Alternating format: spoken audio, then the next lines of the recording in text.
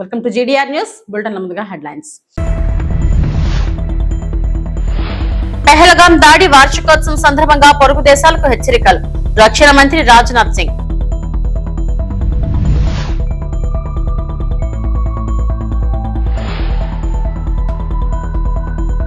Singapore లో కొనసాగుతున్న మంత్రుల పర్యటన.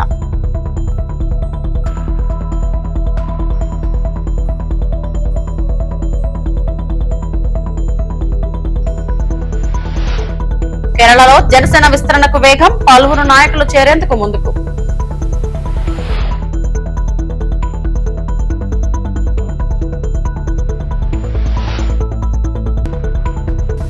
ఆర్టీసీ సమ్మె విరమించండి, తెలంగాణ రవాణా శాఖ మంత్రి పొన్నం విజ్ఞప్తి.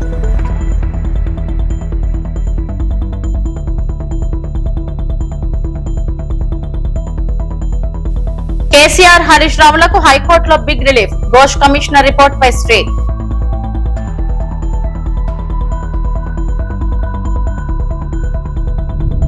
పెహల్గాం ఉగ్రదాడి వార్షికోత్సవం సందర్భంగా దేశ భద్రతపై మరోసారి ఘాటు హెచ్చరికలు జారీ చేశారు కేంద్ర రక్షణ మంత్రి రాజ్నాథ్ సింగ్. దేశాన్ని అస్థిరపరిచే ప్రయత్నాలు చేసే పొరుగు దేశాలు తీవ్ర పరిణామాలను ఎదుర్కోవాల్సి వస్తుందని ఆయన స్పష్టం చేశారు. ఉగ్రవాదాన్ని ప్రోత్సహించే శక్తులపై భారత్ ఎట్టి పరిస్థితుల్లోనూ ఉపేక్ష చూపదని, అవసరమైతే కఠిన చర్యలకు వెనుకాడబోదని హెచ్చరించారు. భారత సార్వభౌమాధికారాన్ని కాపాడటంలో ప్రభుత్వం కట్టుదిట్టంగా ఉందని, సరిహద్దుల్లో భద్రతా బలగాలు అప్రమత్తంగా ఉన్నాయని తెలిపారు.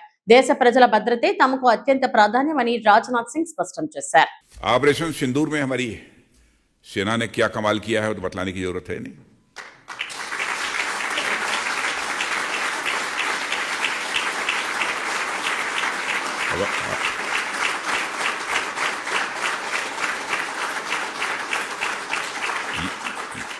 यानी हमारी मिलिट्री पावर भी मजबूत हुई है पहले से.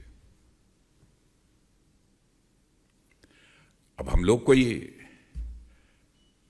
भारत ने आज तक, भारत की हिस्ट्री उठाकर देख ले, कोई आज तक भारत ने दुनिया के किसी देश पर अपनी तरफ से आक्रमण नहीं किया. लेकिन जो ताकतवर होता है वो जल्दी किसी के ऊपर आक्रमण करता भी नहीं है. लेकिन यह है कि यदि अब किसी पड़ोसी ने कोई छेड़छाड़ करने की कोशिश की तो डॉट डॉट डॉट.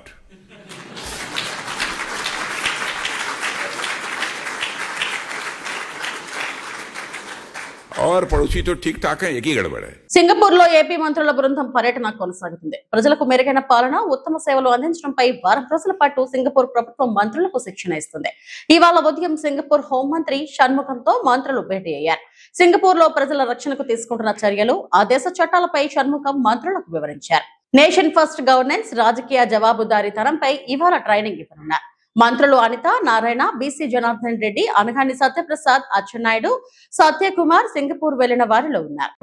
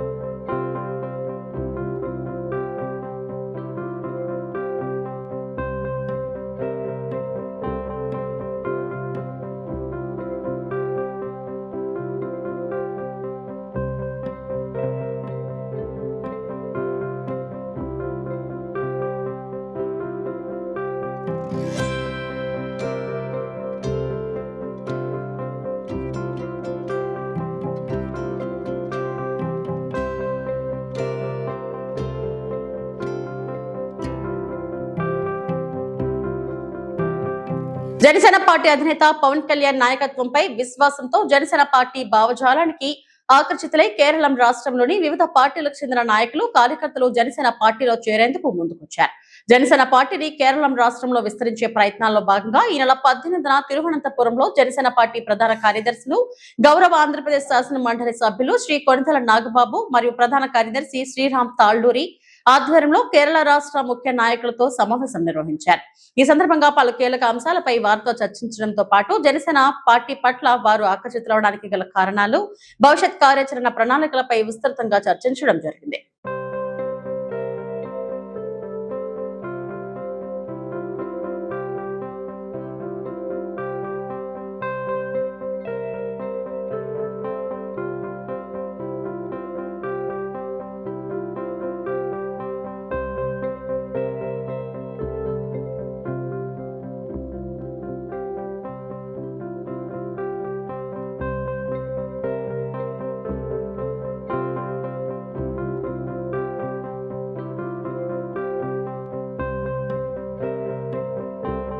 వైకాపా నాయకులు అరాచకవాదులుగా మారారని టీడీపీ ఎమ్మెల్యే గోరంట్ల బుచ్చయ్య చౌదరి తీవ్ర విమర్శలు చేశారు. జగన్ సహా ఆ పార్టీ నేతలంతా హత్య రాజకీయాలు చేస్తున్నారని మండిపడ్డారు. రాజమహేంద్రవరంలో గోరంట్ల మీడియాతో మాట్లాడారు. నేను ఓ వర్గాన్ని విమర్శించినట్లు సాక్షి మీడియాలో తప్పుడు ప్రచారం చేస్తున్నారు. నా వ్యాఖ్యలను వక్రీకరించి రాస్తున్నారు. కులాలు, మతాల మధ్య వైషమ్యాలు సృష్టించొద్దని కోరుతున్నా. తప్పుడు రాతలపై క్షమాపణలు చెప్పాలి, లేకుంటే పరువు నష్టం దావా వేస్తా. రాష్ట్రంలో అల్లర్లు సృష్టించడమే జగన్ లక్ష్యంగా మారిందని గోరంట్ల మండిపడ్డారు.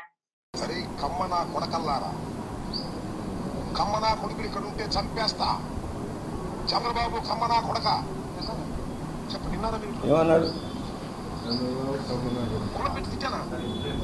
నాకు ముగ్గురు కూతుళ్ళు.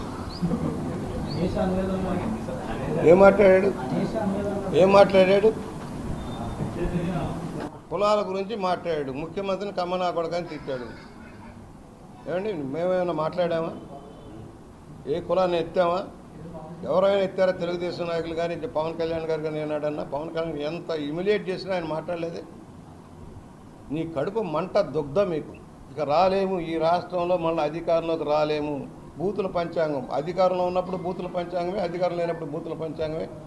హత్యా రాజకీయాలకు మారిపోయారు. కోడికత్తి డ్రామా ఏమైంది? ఎందుకు సాక్ష్యం చెప్పడం లేదు? ఎందుకు కోర్టుకు వెళ్ళటం లేదు? ప్యాలెస్ తిరుగుతున్నావు, విదేశాలు తిరుగుతున్నావు, కోర్టుకు వెళ్ళి సాక్ష్యం చెప్పే ఓపిక తీరిక లేక నీ నగ్న రూపం బయటకు వస్తుందన్న భయమా అని అడుగుతా ఉన్నా. నీ సొంత బాబాయ్ హత్య కేసుని మాఫీ చేయడం కోసం సిబిఐ మీదే కేసు పెట్టిన ముఖ్యమంత్రివి నువ్వు. ఏం చెబుతారు ఈ నాయకులంతా? ఏం చెబుతారు? ఏం మాట్లాడాడు అంబటి రాంబాబు?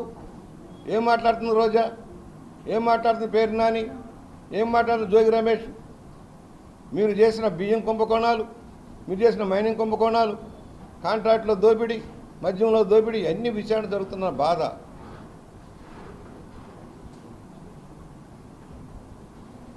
పాపం ఆయన చెప్పాడు మిథున్ రెడ్డి, మేము సూసైడల్ స్క్వాడు అని.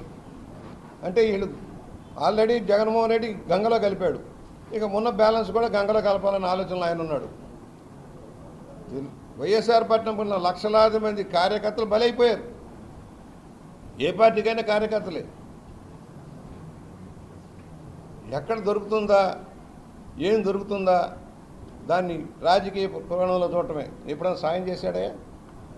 ఏదైనా ఇన్సిడెంట్ జరిగింది, వరదలు వచ్చినాయి, తుఫాన్లు వచ్చాయి, అగ్నిమాలు, ఎవరికైనా రూపాయి ఇన్ని లక్షల కోట్లు సంపాదించాడు కదా జగన్మోహన్ రెడ్డి అవినీతి అక్రమాల ద్వారా. ఎవరికైనా రూపాయి సందాయటం చూసారా?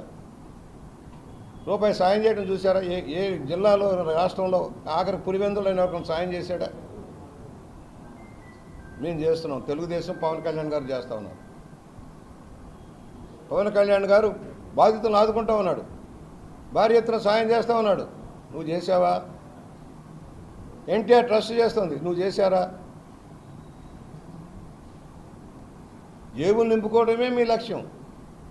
అప్పుడే జనం మర్చిపోయారు. 2020 నెలలకే మర్చిపోయారు అనుకుంటా. మర్చిపోవాలా జనం? తగిన విధంగా స్పందిస్తారు. నేను చెప్పేవాడిని, అయ్యా పాపం పండుతూ ఉంది, రాబోయే రోజుల్లో ప్రభంజనం రాబోతుందని చెప్పాను. ప్రభంజనం వచ్చింది, 11 సీట్లకు పరిమితం చేశారు. అందువల్ల మెల్ల చెబుతున్నాం నాయకులకి, కులాల పేరుతోటి చూడండి ఏం రాస్తాడు.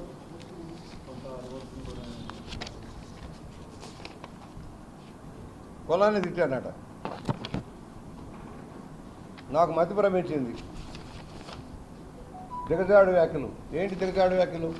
మీరు రఫరఫా నరికేస్తాము, ఈడ్ చేస్తాము, గొడ్డలు తీసుకొని గొడ్డల ఫోటోలు వేసి తిరుగుతుంటే హెచ్చరిక చేశాం. ప్రజలను భయభ్రాంతులకు గురి చేస్తూ ఉంటే హెచ్చరిక చేస్తూ ఉన్నాం.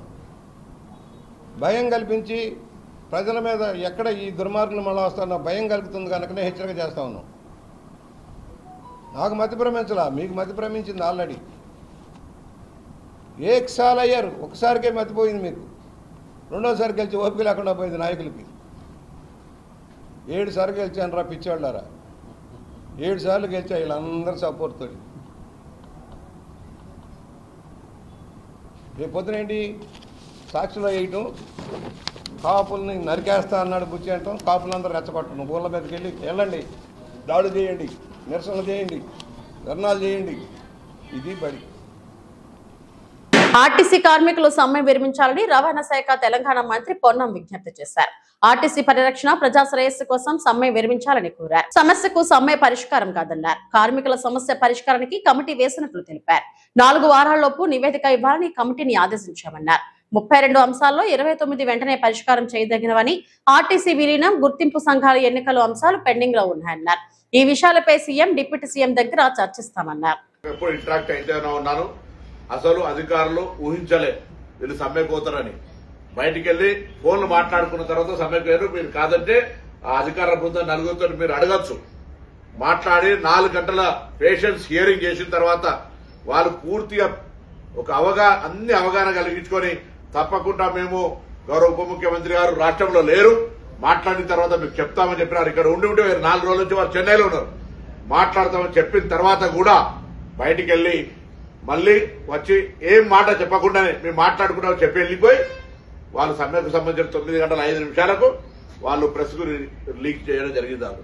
కాబట్టి నేనేమంటా ఉన్నా, వాళ్ళకి సంబంధించి గుర్తింపు సంఘాలకు సంబంధించో లేదా కార్మిక సంఘాల మధ్యలో ఇంటర్నల్ ఆతృత ఉండొచ్చు. మేము మా సంఘానికి సంబంధించిన పేరు రావాలనే పేరు మీద ఆర్టీసీ సమ్మె ప్రయోగం పేరు మీద జరగద్దు దయచేసి కోరుతాను.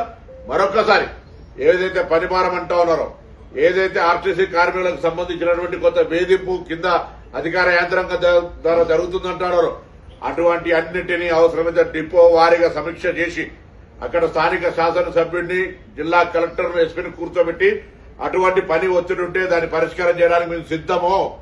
మళ్లీ చెప్తున్నాం, ఉద్యోగులను ఏదో వేధించాలనే ఆలోచన మాకు లేనే లేదు. వాళ్ళ సంక్షేమం కొరకు ముందు నుంచి చూడాలని మంత్రి అయినప్పుడు చెప్తున్నా. మేము కూడా కింది స్థాయి నుంచి వచ్చినాం. కార్మికులకు సంబంధించిన ఆర్టీసీ సంస్థ యొక్క పని విధానాలు, అందులో పనిచేసేటువంటి కుటుంబాలు అనేకమైనటువంటివి నాకు సన్నిహితంగా ఉన్నటువంటి నా నియోజకవర్గం కావచ్చు, రాష్ట్రం కావచ్చు, 20-30 సంవత్సరాల ప్రజా జీవితం లోపల వాళ్ళతో అనేక సందర్భాలు ఇంటరాక్ట్ అయినాం. కాబట్టి ఎటువంటి 1% కూడా కక్ష సాధింపు గాని వేధింపు ఆలోచన లేనటువంటి ప్రభుత్వంగా నేను తప్పకుండా ఈ ప్రభుత్వాన్ని అప్రిషియేట్ చేస్తా. నా ముఖ్యమంత్రి గారు కానీ ఉప ముఖ్యమంత్రి గారు కానీ లేదు. ఇందులో స్పష్టంగా మాకు కనిపించేది ఒకటే, మొన్న జగిత్యాల్లో గౌరవ మాజీ ముఖ్యమంత్రి గారు మాట్లాడినటువంటి ఆలోచన మేరకు ఆ పార్టీ నాయకత్వం, హరీష్ రావు గారు మాజీ అధ్యక్షుడిగా ఇటువంటి ఒక వ్యవహారాన్ని కుట్ర ద్వారా ఆర్టీసీ వైఫల్యాన్ని చేపట్టే ప్రయత్నం జరుగుతుంది అనేటువంటి మాట ఇలా వాళ్ళ నాయకత్వానికి అనుబంధంగా ఉన్న వ్యక్తుల మాట ఒకటే కనిపిస్తుంది. ఇది దురదృష్టకరం. నేను మరొక్కసారి కార్మికులందరికీ, ఒకవేళ సంఘ నాయకులు ప్రభుత్వం నిరసన చెప్తే చెప్పండి, కానీ అందులో పనిచేస్తున్న ఉద్యోగస్తులు, అక్కా చెల్లెళ్లు, అన్నదమ్ములు అందరూ కూడా మీరు బాధ్యతగా పేద ప్రజలకు లైఫ్ లైన్ అయినటువంటి గ్రామీణ ప్రాంతాల నుంచి వైద్యం కొరకు, విద్య కొరకు, ఉపాధి కొరకు 65 లక్షల మంది బస్సును వాడుతా ఉన్నారు. వాళ్ళ అంశంలో మానవతా హృదయంతో వ్యవహరించాలి. నేను ప్రభుత్వంగా మరొకసారి చెప్తున్నా, మీ అంశాలన్నీ 32లో మీరు పని భారము ఇతరత్ర అన్ని అంశాలకు సంబంధించి 29 అంశాలను అక్రాస్ టేబుల్ గా వెంటనే నిర్ణయం చేయడానికి సిద్దం. తప్పుడు ప్రచారం వద్దు.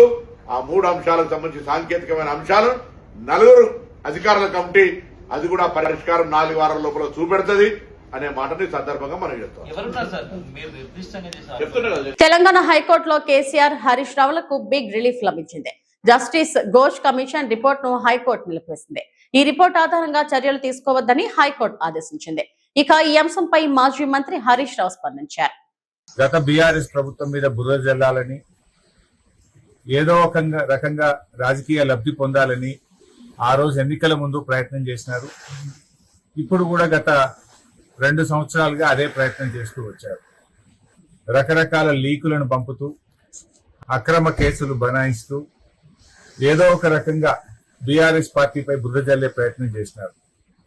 కానీ నేటి తీర్పుతో ప్రాథమిక హక్కులు, సహజ న్యాయ సూత్రాలను విస్మరిస్తూ ఘోష్ కమిషన్ ఇచ్చిన రిపోర్టు చెల్లదని, ఆ రిపోర్టు ఆధారంగా ఎలాంటి చర్యలు తీసుకోకూడదని రాష్ట్ర సర్వోన్నత న్యాయస్థానం ఇచ్చినటువంటి తీర్పు రేవంత్ రెడ్డి గారికి, కాంగ్రెస్ పార్టీకి చెంపపెట్టు.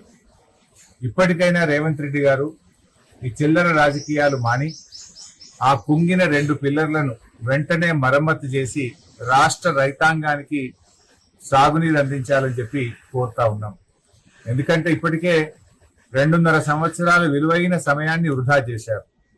కాళేశ్వరం ప్రాజెక్టులో 100 కాంపోనెంట్లలో మేడిగడ్డ ఒక కాంపోనెంట్.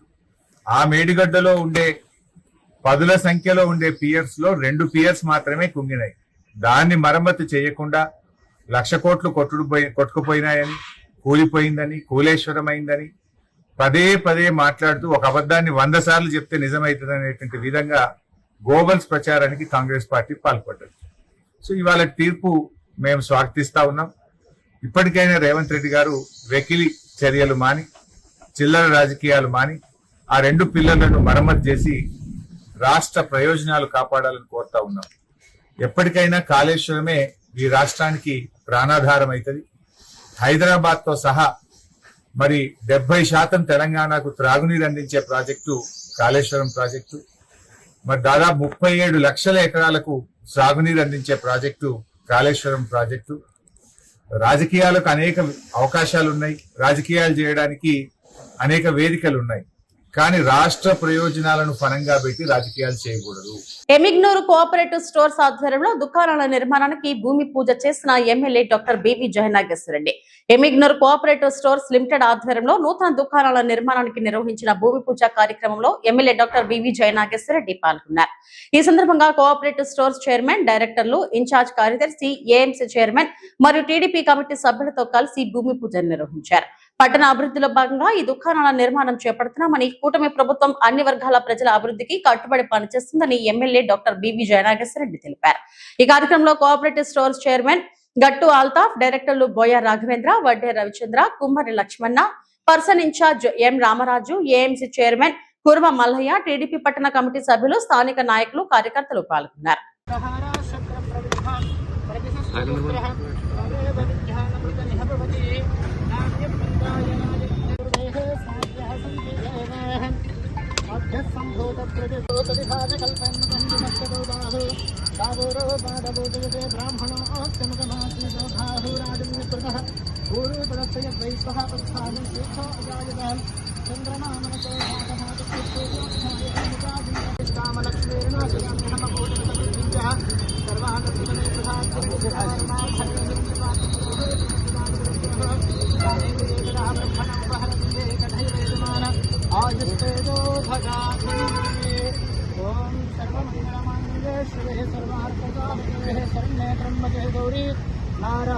ఇన్కమ్ ఈ సొసైటీకి ఏమొస్తుంది, రెంటల్ ఇన్కమ్ అనేది ఇప్పుడు మనం స్టాండర్డ్ చేసాం కన్స్ట్రక్షన్ చేసి.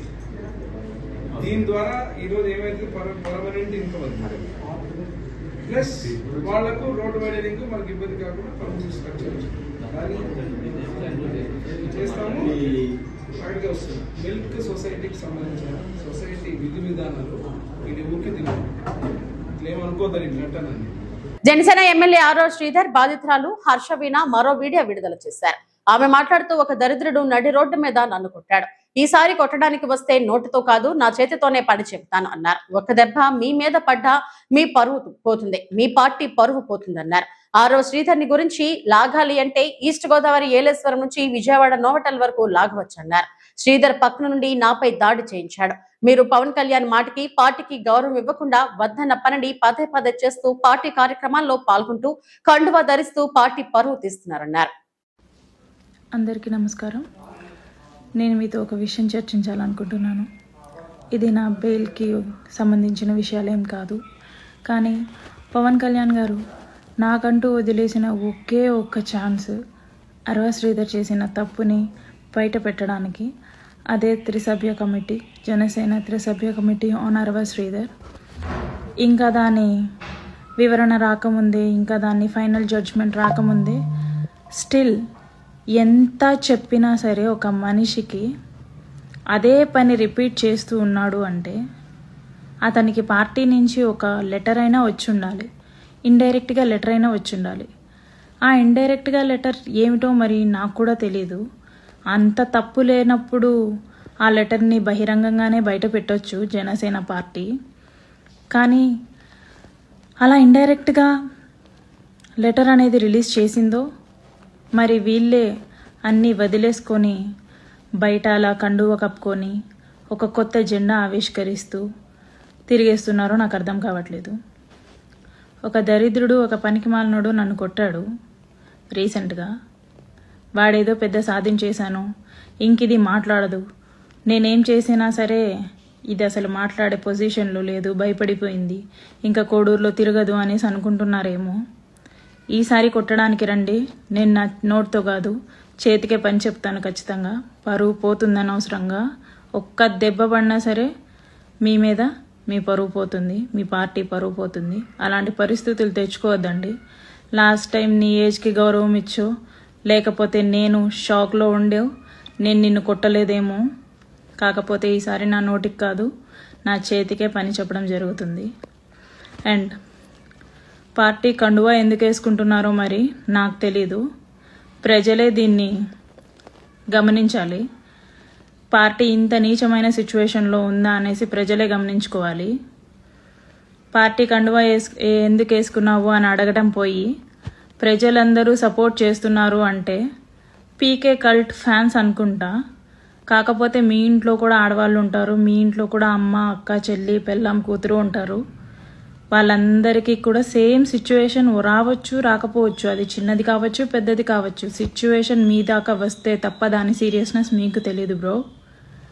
అలాంటి సిచ్యువేషన్ ఇలాంటి ఎమ్మెల్యేస్ వల్లే వస్తాయి. అండ్ అరవ శ్రీధర్, నీ గురించి లాగాలంటే ఈస్ట్ గోదావరి, ఏలేశ్వరం నుంచి విజయవాడ నోవోటల్ దాకా లాగొచ్చు. అండ్ నీ పక్కనుండేవాడు నన్ను కొట్టిన వాడి గురించి సంయుక్తంగా తెలియజేయగలను. ఇంకొకటి, నువ్వు కండువా వేసుకున్నంత మాత్రాన ఏదో సాధించినట్టు కాదు. లిటరలీ పవన్ కళ్యాణ్ గారిని అవమానించినట్టు, పార్టీని ధిక్కరించినట్టు. Shame of you. మగాడి లక్షణం కాదు శ్రీధర్ ఇది. వీణాకి చెప్పుతో కొట్టినట్టు సమాధానం చెప్పి శ్రీధర్ వైపు తప్పే లేదని నిరూపించుకొని, ఒక మగాడిలా నిరూపించుకొని అప్పుడు కండువా వేసుకుంటే నీకంటూ ఒక గౌరవం ఉండేది. ఇది షేమ్లెస్నెస్ అన్నమాట. తెలుగులో ఏమంటారో నీకే వదిలేస్తున్నా. అండ్ మీలాంటి వాళ్ళ వల్లే కదా పవన్ కళ్యాణ్ గారు ఈరోజు హాస్పిటల్లో ఉన్నారు.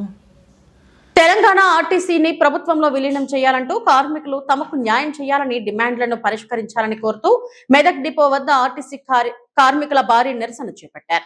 ఎన్నికల హామీల మేరకు ఆర్టీసీని తక్షణమే ప్రభుత్వంలో విలీనం చేయాలని, పెరిగిన పని భారాన్ని తగ్గించాలని డిమాండ్ చేశారు. యూనిట్లను పునరుద్ధరించాలని నిలదీస్తూ ప్రభుత్వం స్పందించే వరకు పోరాటం ఆపమని స్పష్టం చేశారు. దీంతో డిపో పరిసరాలు ఆందోళన వాతావరణం నెలకొంది.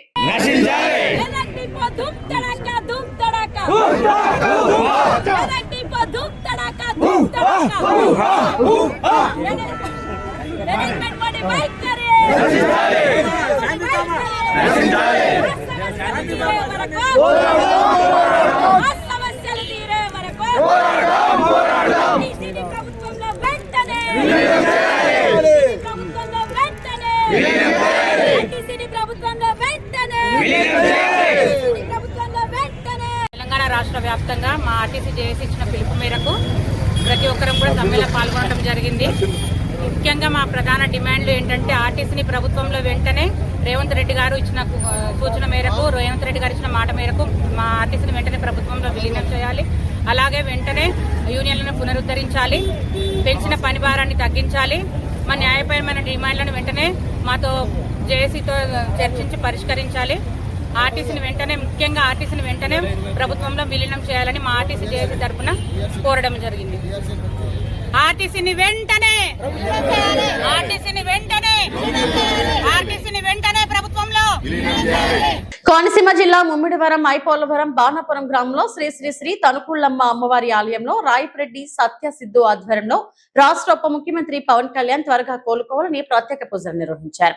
శ్రీ శ్రీ శ్రీ తనుకుళ్ళమ్మ అమ్మవారికి ప్రత్యేక కుంకుమ పూజ, హోమాలు, శివాలయంలో పాలాభిషేకం చేశారు. నియోజకవర్గ జన సైనికులు 100 కొబ్బరికాయలు కొట్టి త్వరగా కోలుకోవాలని ఆకాంక్షించారు. కార్యక్రమంలో ముమ్మిడివరం మార్కెట్ యార్డ్ చైర్మన్, మండలం అధ్యక్షులు, జన సైనికులు, ఎంపీటీసీలు మరియు జనసేన కార్యకర్తలు, మహిళలు అధిక సంఖ్యలో పాల్గొని విజయవంతం చేశారు. తెలిసిన విషయమే, దాని విషయమై ఆపరేషన్ అనేది జరగడం జరుగుతుంది. ఆయన ఆరోగ్యం అంతా కోలుకోవాలని జనసేన పార్టీ ముమ్మిడివరం నియోజకవర్గం నుంచి మేమందరం ఈరోజు ప్రత్యేక పూజలు నిర్వహించడం జరిగింది. బాణాపురం ఐపోలవరం మండలం ముమ్మిడివరం నియోజకవర్గం నుంచి శ్రీ తనుకులమ్మ తల్లి అమ్మవారి ఆలయంలో ఈరోజు కుంకుమ పూజ మరియు శివునికి ప్రత్యేక అభిషేకములు జరిపించడం జరిగింది. కొనిదెల్లి పవన్ కళ్యాణ్ గారి ఆరోగ్యం అంతా బాగుపడి ఈ మన డిప్యూటీ సీఎం పవన్ కళ్యాణ్ గారు తిరిగి వచ్చి ఆయుర ఆరోగ్యాలతో మన ఆంధ్రప్రదేశ్ని మరింత మెరుగుపరచాలని మరియు చేస్తూ మన గ్రామ శాఖ మార్చులు పవన్ కళ్యాణ్ గారు మెరుగైన రోడ్లతో మారుమూల ప్రాంతాల్లో కూడా మెరుగైన రోడ్లతో చాలా జనసేన పార్టీకి. మంచిర్యాల ఏసీపీ ప్రకాష్ తెలిపిన వివరాల ప్రకారం వేంపల్లికి చెందిన వృద్ధురాలు రాదండి పోసు పుస్తలతాడును బైక్ పై వచ్చిన 2 వ్యక్తులు లాక్కుని పారిపోయారు. పోసు ఫిర్యాదు మేరకు ఎస్ఐ కిరణ్ కుమార్ ఆధ్వర్యంలో పోలీసులు దర్యాప్తు చేపట్టారు. కేవలం 10 గంటల్లోనే నిందితులు విజేతల శ్రీనివాస్, దాసరపు సతీష్ లను అరెస్టు చేసినట్లు ఏసీపీ వెల్లడించారు. ఈ ఘటనపై పోలీసులు మరింత దర్యాప్తు చేస్తున్నారు. తేదీ 24/2026 రోజున ఉదయం 9:30 గంటల ప్రాంతంలో ఆజిపూర్ పోలీస్ స్టేషన్ లిమిట్స్లోని వేంపల్లి విలేజ్లో రాదండి పోసు ఒక 70 సంవత్సరాల మహిళ, తను పోచమ్మ టెంపుల్లో క్లీనింగ్ చేస్తూ ఉంటుంది. ఎప్పటిలాగే ప్రతిరోజులాగానే ఆ పోచమ్మ టెంపుల్కి పోతున్న క్రమంలో ఒక 2 గుర్తు తెలియని వ్యక్తులు సైకిల్ మోటార్ మీద వచ్చి ఆమె మెడలో ఉన్న 2 తులాల పుస్తల తాడిని లాక్కొని ఆమెను బెదిరించి తీసుకొని పోవడం జరిగింది. సో దీని మీద మేము కేసు రిజిస్టర్ చేయడం జరిగింది ఆజిపూర్ పోలీస్ స్టేషన్లో. రిజిస్టర్ చేసిన తర్వాత నేరస్తుల గురించి మా డీసీపీ గారు ఎక్కడి భాస్కర్ గారి ఆదేశానుసారము మా సిఐ గారిని, అతని యొక్క టీము జి రవీందర్, అలా team ASI Aziz, constable Satyanarayana, Rajender, Srinivas మరియు నరేందర్ల ఆధ్వర్యంలో ఒక టీంని ఏర్పాటు చేయడం జరిగింది. ఆ టీము అత్యంత చాకచక్యంగా వ్యవహరించి ఓన్లీ 10 గంటల లోపలనే ఎవరైతే ఆ పుస్తల తాడిని ఆ పెద్ద మనిషి ఆ ముస్లిం మెడల్ నుంచి లాక్కెళ్ళినరో వాళ్ళని 10 గంటల లోపలనే దొరకబట్టి వాళ్ళని అరెస్ట్ చేసి ఈరోజు కోర్టులో హాజరుపరచడం జరుగుతూ ఉంది. ఈ సందర్భంగా మా డీసీపీ ఎగ్గడి భాస్కర్ గారు ఇది చాకచక్యంగా వ్యవహరించి పట్టుకున్న దొంగల్ని పట్టుకున్న రూరల్ సిఐ గోపతి రవీందర్, తర్వాత వాళ్ళ టీం అందరినీ అభినందించారు. దానికి వాళ్ళకు తగిన రివార్డు కూడా ఇవ్వడం జరుగుతుంది. Thank you. మాజీ మంత్రి కారుమూరి వెంకట నాగేశ్వరరావుకు సిట్ అధికారులు మంగళవారం నోటీసులు అందజేశారు.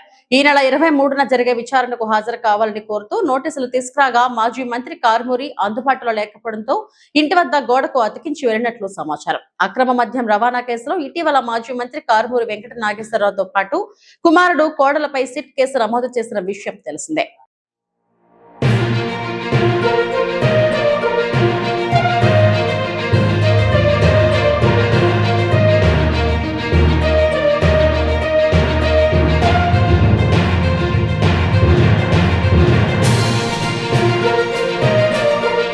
ఇవి ఇప్పటివరకు నా బులెటిన్ అప్డేట్స్. నమస్తే.